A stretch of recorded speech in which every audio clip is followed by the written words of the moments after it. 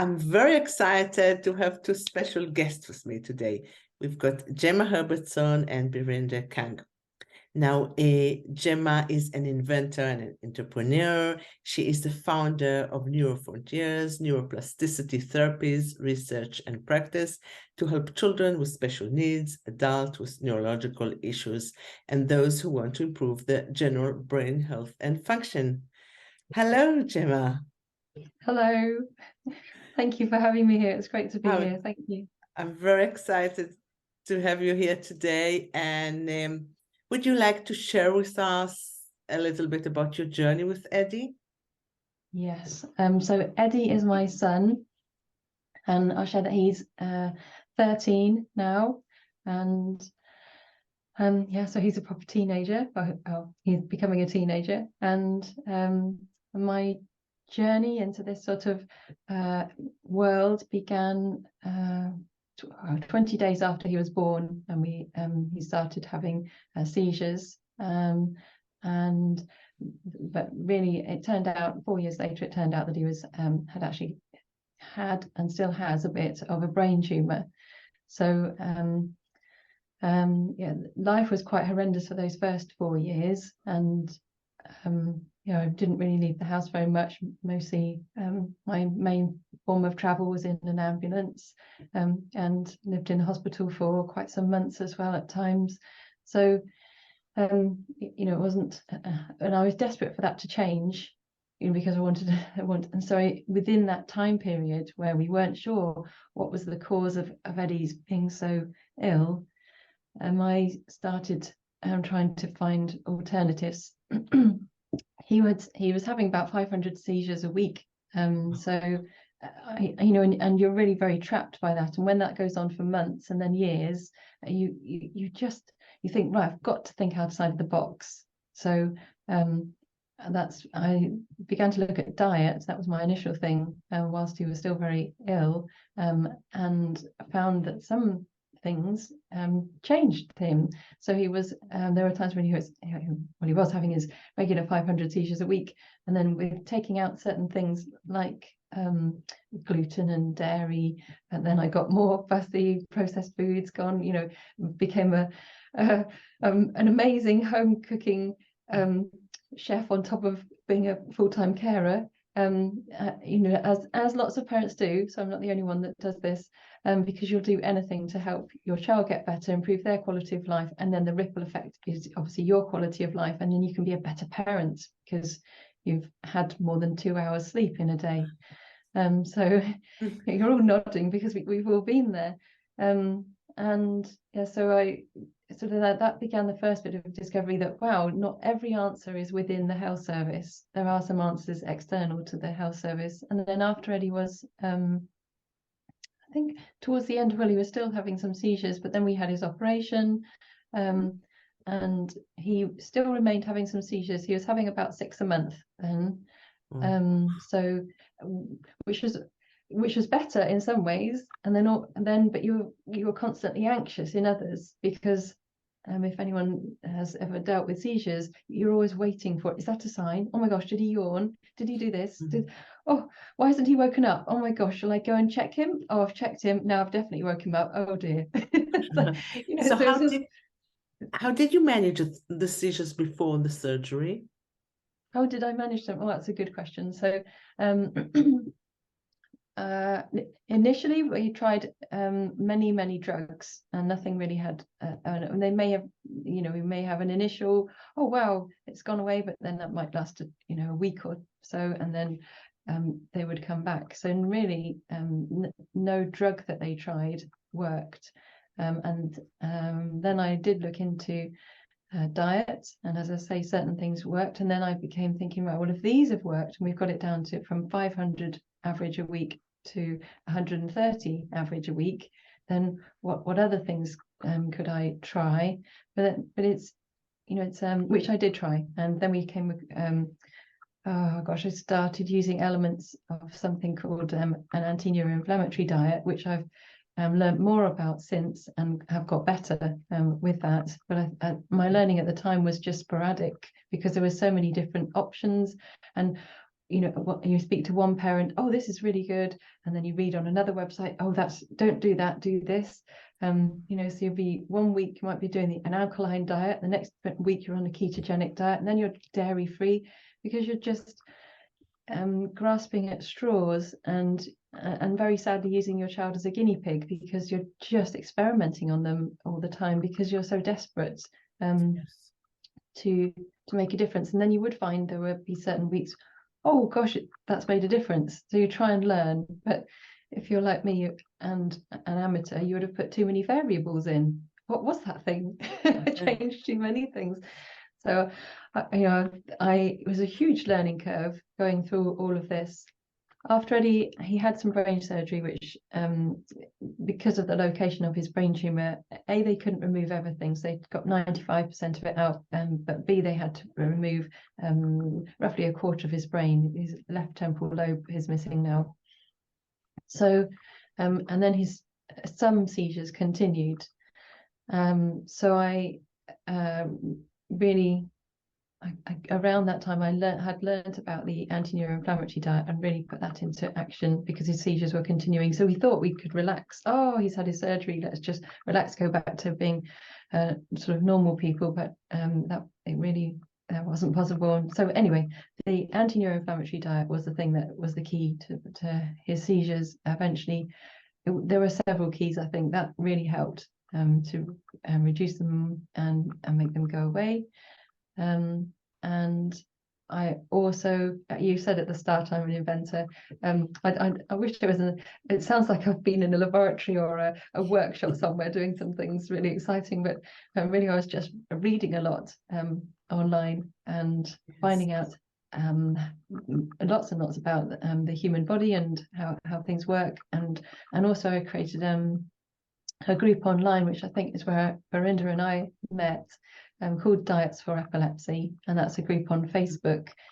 And within that group, there are some extraordinary people who are very bright, and they're still there, and share, lovely, lovely parents and carers, people who really are searching for something, what could be the key to helping seizures stop. And through there, I met another man, Bernhard Robeck, who sadly has passed away since, and he was caring for his wife who had seizures, and he suggested some ideas around breathing and the impact of carbon dioxide, or something really called carbogen, a mixture of carbon dioxide and oxygen. And he found some papers, and then other people started finding papers, and then I started going and doing more research, and then eventually came up with a method called the exchange breathing method, which I thought, well, I can see the theory of, I imagined, knowing all the theory, this is what would happen. It's got the potential to stop a seizure, and in essence, it's just taking your breath and breathing up somebody else's nose whilst they're having a seizure, or if they're feeling they're about to have a seizure. So, and which doesn't sound very exotic, or no equipment, but that's the good thing. No equipment. You've got this free source of carbogen which comes out of your mouth, and you can breathe it into somebody else's nose. So I was thinking, well, that's the theory. And then the day came, and I had spoken to Bernhard and said, oh, I'm going to try it. So I'll try it. I can't. Yeah. So I tried it on my son, and it just stopped the seizure. Just stopped. So that was really quite a miracle. I shared it with Bernhard. He tried it on his wife, the same thing. And so then we thought, oh gosh. We shared it with another chap who's now in Australia. He tried it. So, and then it was like, right, so we feel that this isn't a coincidence.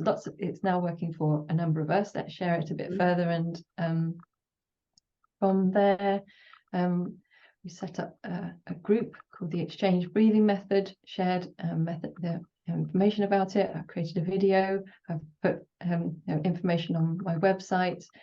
And we've got now in our Facebook group, there's nearly 1,000 people. Wow. I'd love to, if anyone's listening and they want to join the Facebook group, it's called the Exchange Breathing Method. Please join and try and share your experiences. And that's really helpful to know that other people are doing it. And I'd love to get 1,000 users. That'd be great. And yeah, to do that. So what is the role of the nose in the process? the role of the nose is, well, I can tell you the theory of why, or a theory of why it works, but it would be great to get to to know for sure whether this theory is correct, and there are a number of other things which could be correct as well. So the theory is that in your nose you are likely to have carbon dioxide receptors, so that instead of waiting for all the blood to go around and be noted or monitored by the brain, so to know that you should breathe. So your brain is you have an area monitoring the amount of carbon dioxide in the system, and your brain is regulating your breathing in accordance to that.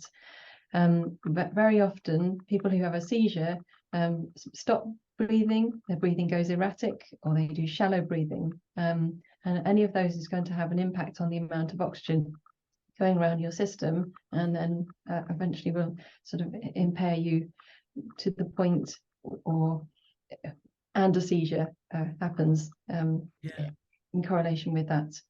So so the nose, if they're in reptile models, so which is like lizards and things like that, they've been studied, they know that they have carbon dioxide receptors in the nasal cavity, which is this sort of line inside there.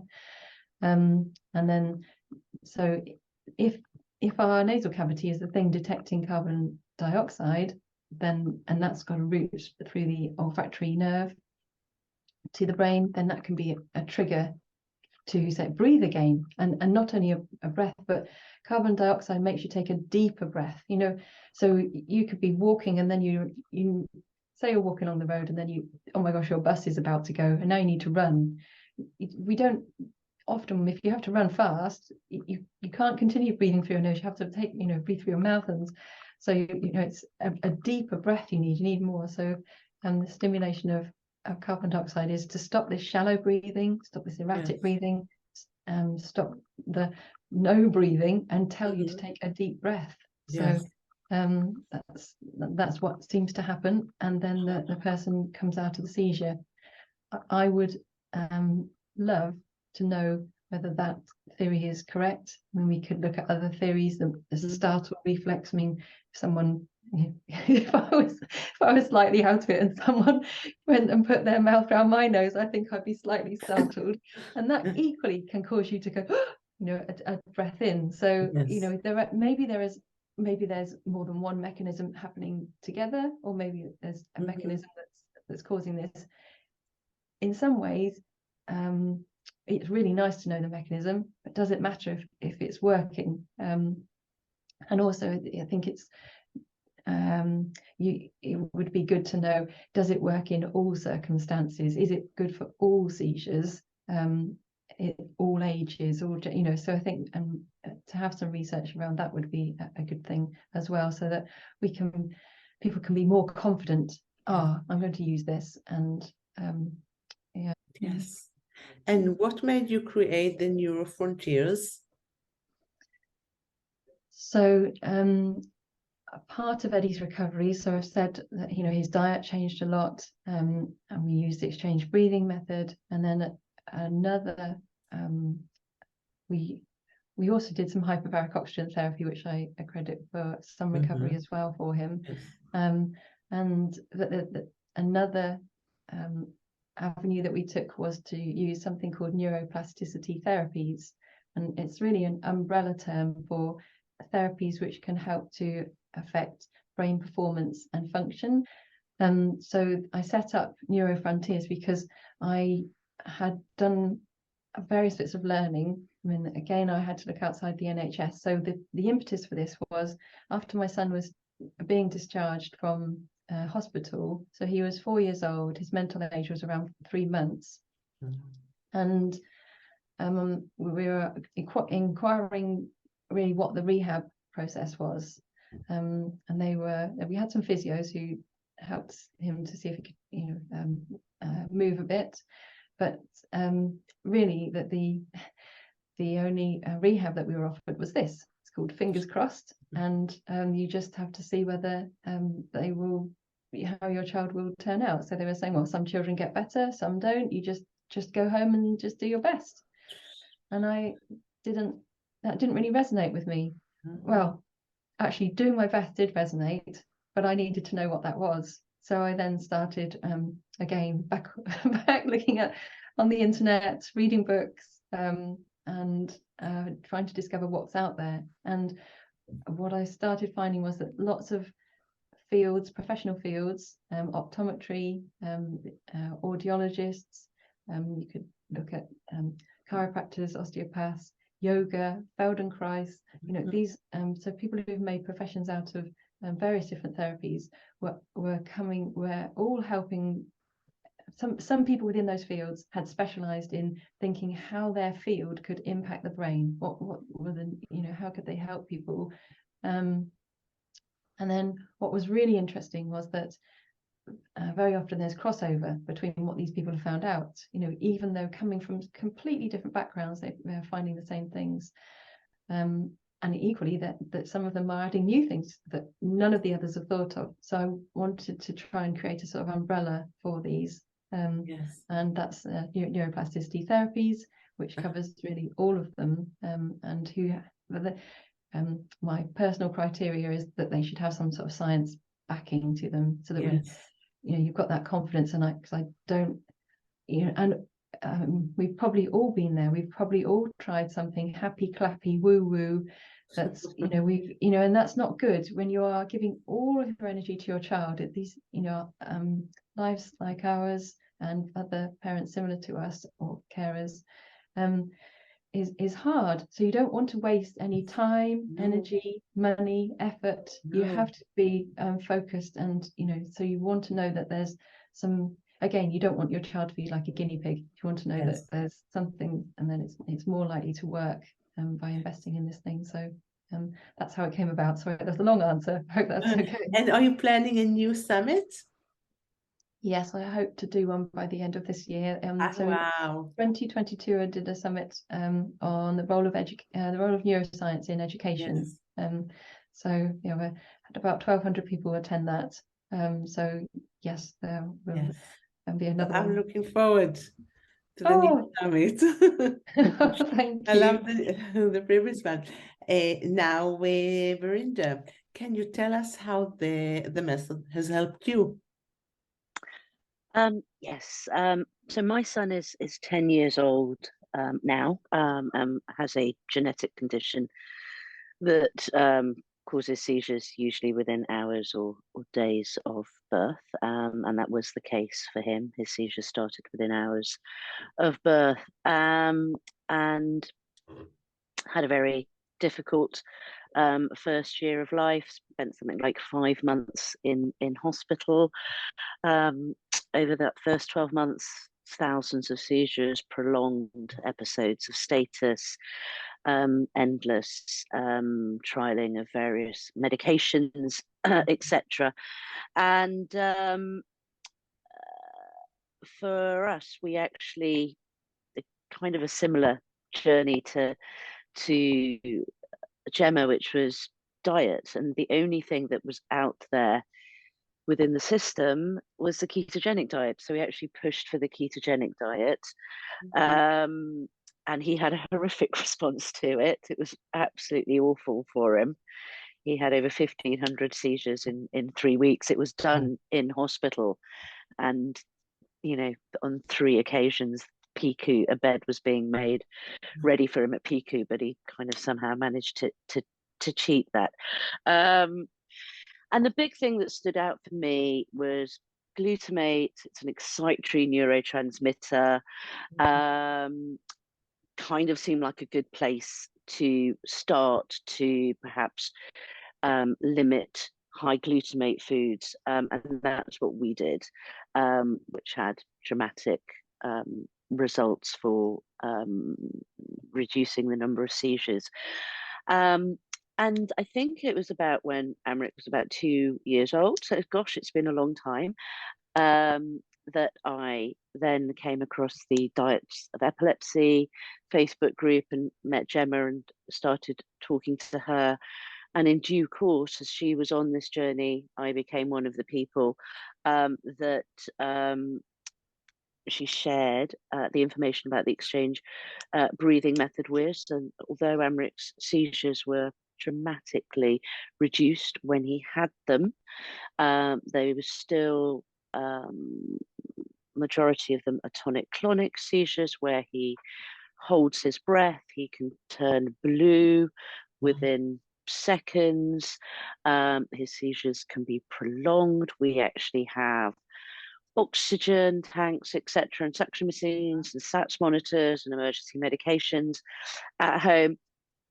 And there's nothing worse than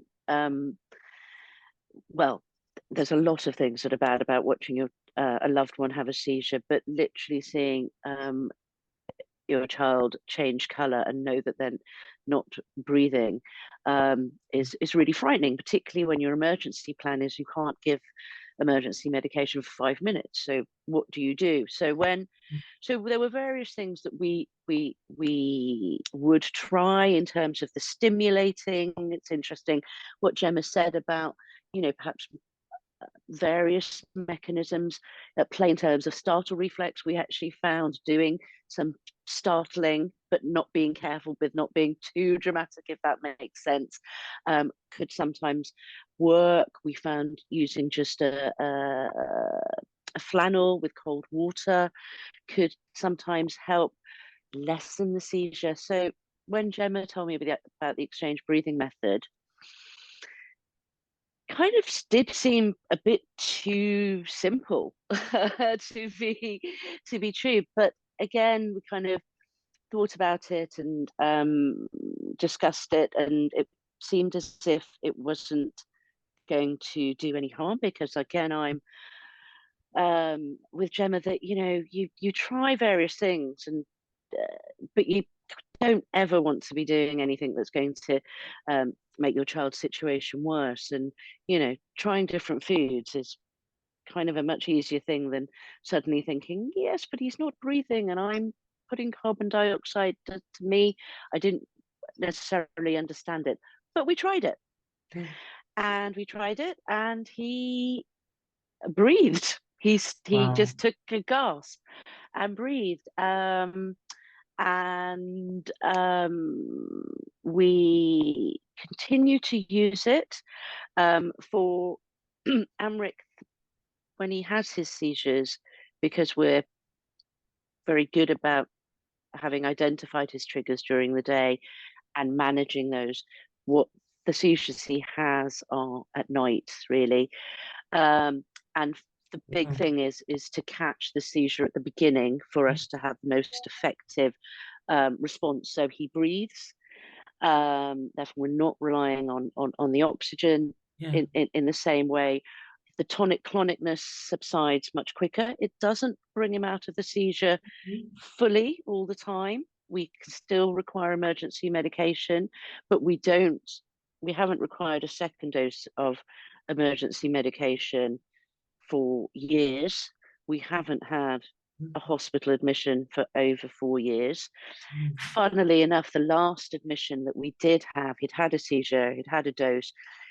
He has a history of sometimes going into, it looks like he's asleep and post-ictal, but can still be subclinically seizing. And if we're ever anxious about that, if the stats aren't quite right, we will still be taken in by ambulance. And sorry? Can you sleep at all? No, well, that's another matter. But the interesting thing, that the anecdote I just wanted to tell you, is that he went into the A&E department, and the sort of protocol is, obviously with a seizing individual, is to get things set up should another seizure come, and so they tend to put a cannula in. My son also has an issue, a bizarre relationship with pain, and needles and cannulas and things like that can trigger a seizure for him. So it's actually on his emergency passport to be quite cautious about that. I think it'd also been a long time since he'd been in hospital for years. And when they were putting a cannula, going to put a cannula in, previously I've said, do we need this? I didn't on that occasion. And of course, he went into a seizure. My partner was there and he just went, and I was like, of like these 10 professionals, and he went, do it. And I went over to Emmerich, did the exchange breathing method. He breathed. Matthew was getting what was to hand, which was just, you know, the tissues that you dry your hands with, and had wet those, did the cold compress. Child came out of his seizure. Interestingly, not a single thing recorded on the discharge summary as to, you know, the seizure resolved was by itself. So it is interesting, and it would be so for us it's a really important part of our kind of interventions that we can do before we have to go to emergency medications. It's made a big difference, as I say, in terms of overall the seizures don't seem to be as prolonged. We're not having admissions like we used to. It saves Emmerich from those interventions. You know, if emergency medications are required, I'm all for giving them, but it's great for his system not to have to be having these things so regularly. So for us, it's been a real important part of being able to help how we manage this alongside as Gemma and others have found, diet and other therapeutic inputs that ultimately, you know, help the brain not to be getting into this position of being overstimulated or being overwhelmed. So yeah, no, it's a really important part, and I felt very privileged and honoured when Gemma invited me alongside another parent to join with her to establish the charity, and so that we can get to the stage of being able to understand this and be able to work towards it becoming hopefully an accepted and recognized intervention, so that we're not all kind of thinking. The flip side is it then puts a pressure on you that I need to be with my child 24/7 because his carers can't do this. That's not allowed to be part of the care plan. It's not allowed to be part of plans in schools, etc. And, you know, knowing the difference that it makes between a prolonged seizure of hours, an ambulance journey, a hospital admission, you know, and all of that to if I'm there, there's a chance of a much shortened seizure. So yeah, it's that's what I was going to ask you about now, about your wonderful charity that you and Gemma are the trustees of Answer and Hope. So could you just talk a little bit about the research and the funding? And so yes, Answers and Hope is a charity because there are answers out there, and where there's answers, there's hope. So there are three parents who have children who have seizures or have had, and the charity was set up as a way to raise funds. So we were very, with Bernhard, so lots of things happened following getting so many people using it and getting such positive feedback.